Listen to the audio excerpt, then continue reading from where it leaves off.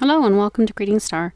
Today I have an Easter card for you, and you can see I'm making a wreath out of some eggs that I have colored using a watercolor process. So I'm using the Zig Clean Color Real Brush markers, and they are water-based so that it's like watercoloring. And I have a list here on my sheet here of the colors I used, and I crossed off the emerald green because you really don't need it, because when the two primary colors come into contact with each other, it'll make green anyway. However, I did include the flesh color because I just really love that light peach color.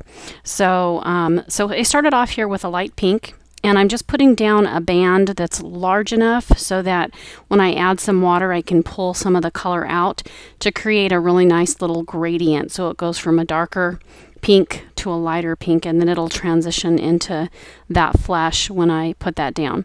So I'm just using my cheap brush here. This is just a Crayola brush. And then I'm going to go ahead and put down I made a mistake and used the pink, so I just tried to correct that real quick with some water and a paper towel. So this is the flesh color that I'm using, and I left a little bit of a space between that and the previous light pink color, and I'll go back and try to blend that with the water. But again, you just want to put a band of color down that's large enough so that you'll be able to pull some of it down to create that nice gradient, which you can see on the eggs up there to the left. Now I made several of these little cards here, I'm using Strathmore watercolor paper. It's 90 pound, I believe, and it's cold pressed. But I mean, you can use any watercolor you have for this technique. And then I just used some oval dies. I believe they're the Spellbinders Nestabilities that I used. And so I made several different sheets like this, playing around with different color combinations and so on and so forth. And then I used some stickers they're the, I think they're called Dazzles from paperwishes.com, to decorate those eggs that you see up there at the left. But I also used some Elizabeth Craft. I know Elizabeth Craft does those stickers as well, the peel off stickers, so you might be able to find some from her as well. They're called border stickers. So here is the light blue that I'm laying down, and when I mix the light blue and the lemon yellow, of course it's going to give me a little bit of green, so that's why you don't really need the emerald green, unless of course you really want that strong green color. But I was going for more of a light pastel type color anyway, so that's why I chose to cross it off and not use it. So I'm almost done here. I'm going to add the light violet last. And I'm leaving a little bit of a space between the colors, like I said, because I want to blend them together with the water. So, and this purple is really strong, and it leaves a really strong line that I couldn't get to sort of disappear or blend very well. So, that's something that you'll want to play around with if you're going to do this. So then I just took some more cardstock. I believe this is Nina Solar White in the 80 pound. And I'm just using my Spellbinders Nestabilities circle dies. These are the standard circles, large size. And I put two together so I could create a ring. I'm not going to use that big circle. I'm just going to use the ring so that I can have a template to lay out and glue my eggs to. And so that's what I'm doing here. I'm just laying them out, deciding how I want them. I already played with them a little bit on the card that you can see to the right there.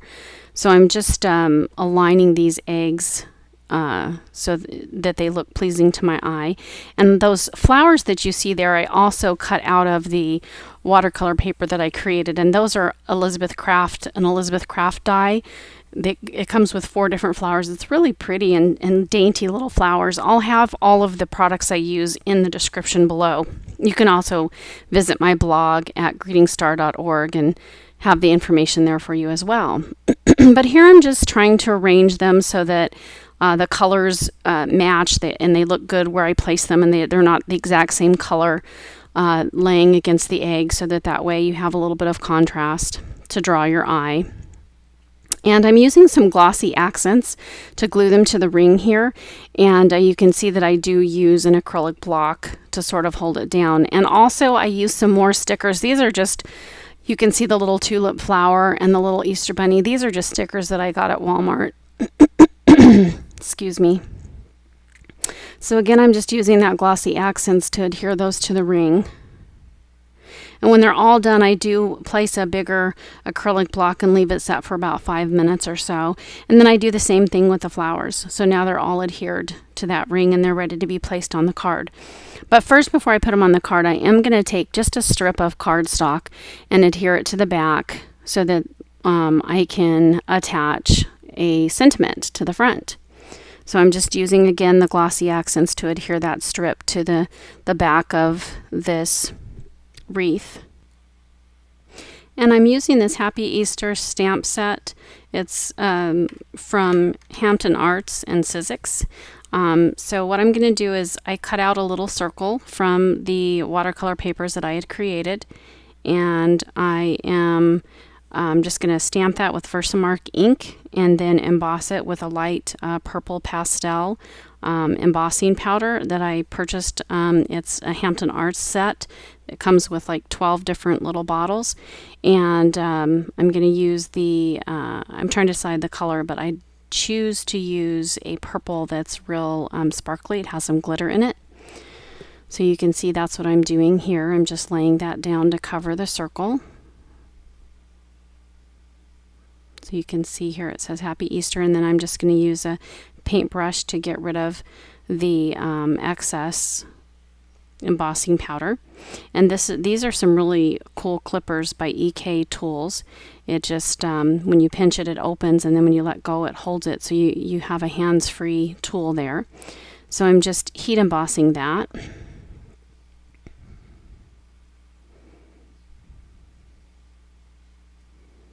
And then when I'm done, I can adhere that to my wreath. And I'm going to use some foam three-dimensional adhesive squares.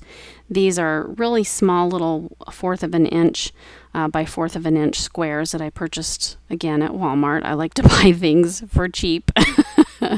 So anyway, I'm just putting those on that strip there so I can attach the circle with the sentiment on it.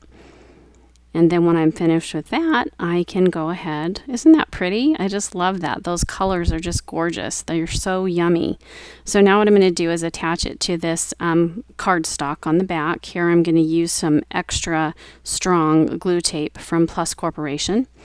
And so I'm just going to, I'm only going to, since this is a gatefolding card and it opens to one side, I'm only going to adhere the right side down, so that when you open it, it flaps like that. Thank you for joining me, and here's a last look at the card. I hope you had fun. Bye-bye. Thanks so much for watching, and please check out my blog at greetingstar.org. Also, I have an ebook that I've written about making cards. It's at amazon.com/author/greetingstar. Thanks so much, and have a great day.